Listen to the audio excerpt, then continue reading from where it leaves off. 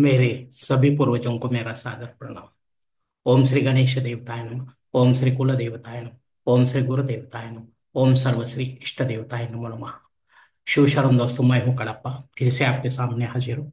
मेरे धर्म कर्म चरण में आप सभी का स्वागत है दोस्तों। दोस्तों, पंचांग आज का अभी आपके सामने प्रस्तुत करने जा रहा हूँ।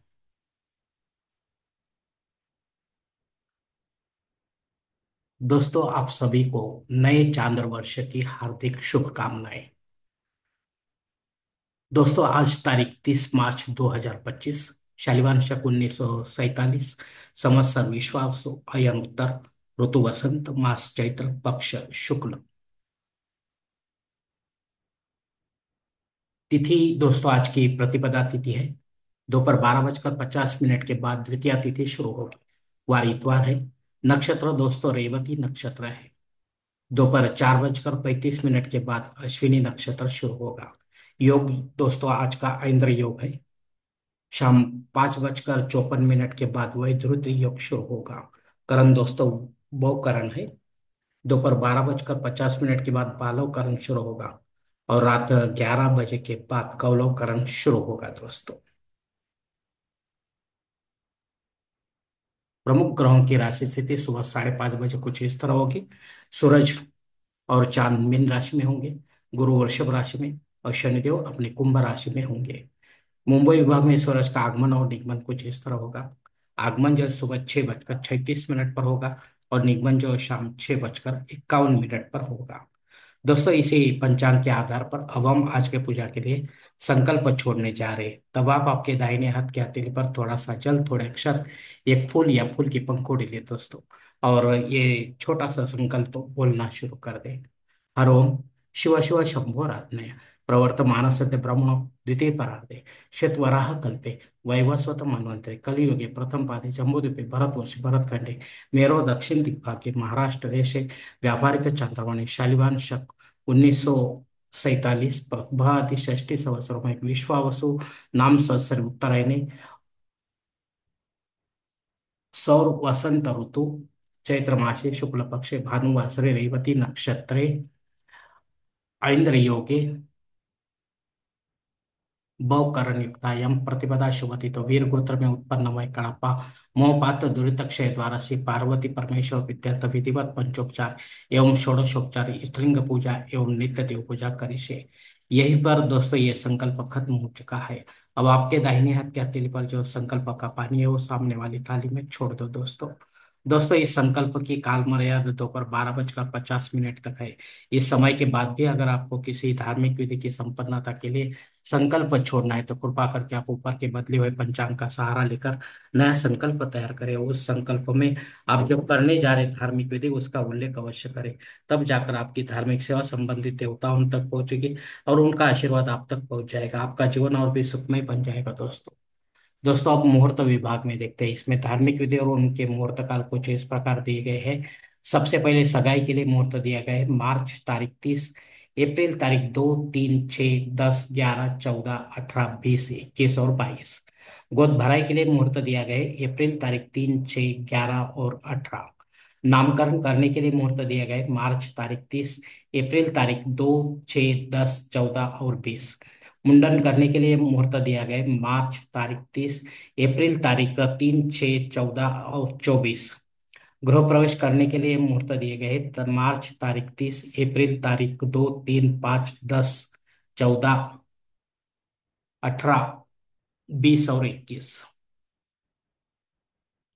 अब दूसरे भाग में देखते हैं मुहूर्त के। जनेऊ संस्कार के लिए मुहूर्त दिया गया है तारीख अप्रैल तारीख 2 और 7। शादी ब्याह करने के लिए मुहूर्त दिए गए हैं अप्रैल तारीख 14, 18, 19, 20, 21, 22 और 25। वास्तु शांति करने के लिए और भूमि पूजन और पाया भरनी करने के लिए इस मास में कोई मुहूर्त नहीं है दोस्तों। देव मूर्ति की प्राण प्रतिष्ठा अगर आपको करनी है तो ये अप्रैल तारीख 2, 3, 10, 14, 20, 21, 24 और 25। इसमें आप सभी देवी देवताओं की मूर्ति की प्राण प्रतिष्ठा कर सकते हैं। लेकिन विधिवत करें और पंडित के माध्यम से करें और देव काल में करें। चाहे घर पर करें या मंदिर में करें दोस्तों, लेकिन विधिवत करें। दोस्तों, अगर आपको देव मूर्ति की प्राण प्रतिष्ठा करनी है, जरूरत है, तो ही करें। क्योंकि अगर घर पर करेंगे तो इसके लिए नियम कुछ अलग है दोस्तों। उस नियम का पालन आपसे होना चाहिए, क्योंकि प्राण प्रतिष्ठा होने के बाद दूसरे दिन से इन प्राण प्रतिष्ठित मूर्ति पर संबंधित देवताओं का अभिषेक लेना जरूरी होता है। अगर आप अभिषेक नहीं लेंगे तो फिर एक दिन ऐसी ये जो मूर्ति होती है प्राण प्रतिष्ठित, उसे खंडित मानकर उसका विसर्जन करना पड़ता है दोस्तों। इसलिए आप जो भी अम, निर्णय लेंगे वो सोच समझ कर लेना है दोस्तों। दोस्तों, ऊपर दिए गए कुछ मुहूर्तों की तारीखों में समय की पाबंदी हो सकती है। उसे जानने के लिए आप कृपा करके मुझे कमेंट्स बॉक्स में पूछे, या फिर सही कोई पुरोहित से या पंचांग धारक से संपर्क करें, और तब जाकर आप अपने जन्म कुंडल के हिसाब से आपके लिए कोई अच्छा सा मुहूर्त चुनें, ताकि आपके विधि में कोई भी बाधा ना आए और विधि का पूरा पूरा फल आपको प्राप्त हो।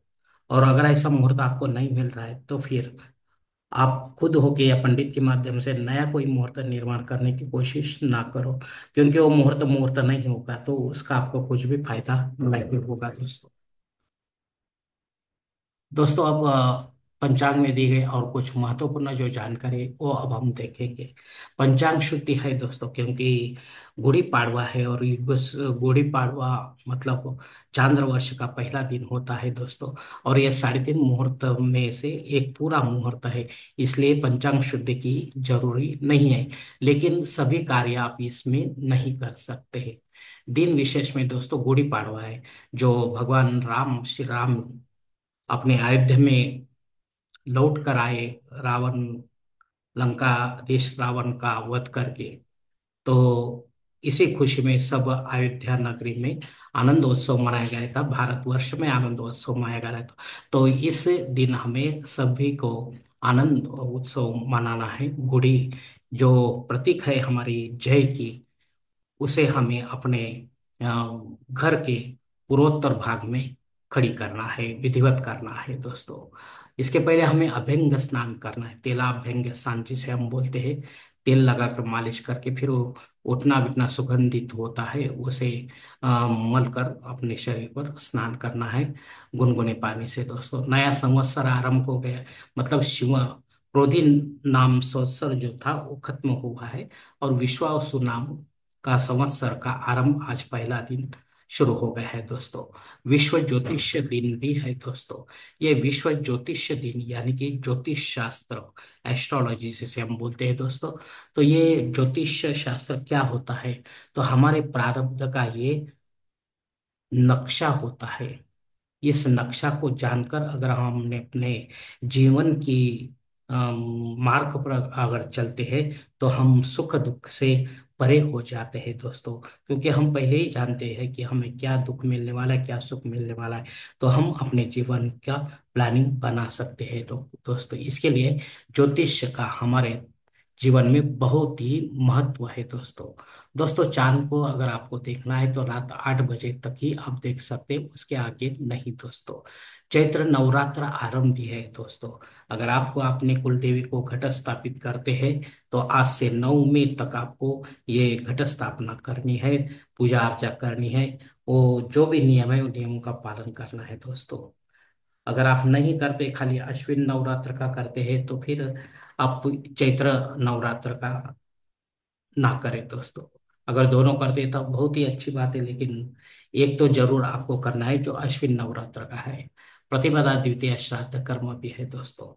जो हमारे पूर्वज हमें छोड़कर प्रतिपदा और द्वितीय तिथि पर हम परलोक निकाल गए हैं, हमसे दूर निकल गए, तो उनके नाम से आपको पिंडदान युक्त ऐसा श्राद्ध कर्म करना जरूरी है दोस्तों।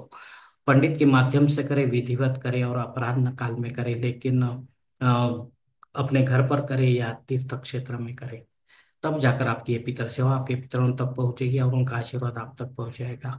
और आपका जीवन और भी सुखमय बन जाएगा दोस्तों। अग्नि धरती पर हाजिर है दोस्तों। अगर आपको नया कोई यज्ञ या कर्मकांड शुरू करना है तो आप कर सकते हैं, लेकिन आगे चलकर वो बंद हो जाएगा तो आपको दोष लग सकता है। इसलिए सोच समझकर आपको निर्णय लेना है। जो रेगुलर है वो आप कभी भी कर सकते हैं। राहु काल शाम 4:30 बजे से लेकर 6 बजे तक है। इस 1.5 घंटे के काल में राहु अत्यंत प्रभावी होने के कारण वो हमारे कामों को बिगाड़ देता है दोस्तों। इसलिए हमें सावधान होके और कोई समय पूरा करना है हमारे महत्वपूर्ण काम को, ताकि हमें यश की प्राप्ति हो दोस्तों।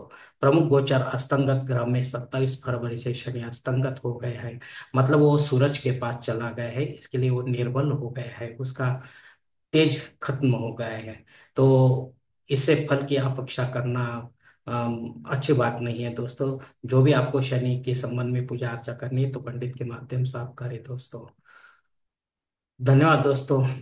आज का ये पंचांग का वीडियो, नए साल का पहले दिन का, मैं यहीं पर खत्म करता हूँ। और जाते जाते आपको फिर से इस नए चांद्र वर्ष की शुभकामनाएं देता हूँ।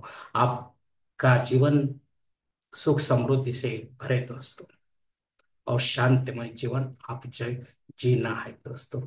जिएंगे ऐसी आशा करते हैं भगवान शिव के पास। धन्यवाद दोस्तों। हमारी अगली मुलाकात होने तक आप खुश रहें, आनंद रहे, प्रसन्न रहें। और कमेंट्स बॉक्स में आप अपना राय जरूर दें दोस्तों। और मेरा अगला वीडियो आप तक पहुंचने के लिए बेल बटन का अवश्य दबाएं दोस्तों। और अपने मित्र परिवार के साथ शेयर भी करें दोस्तों। धन्यवाद दोस्तों।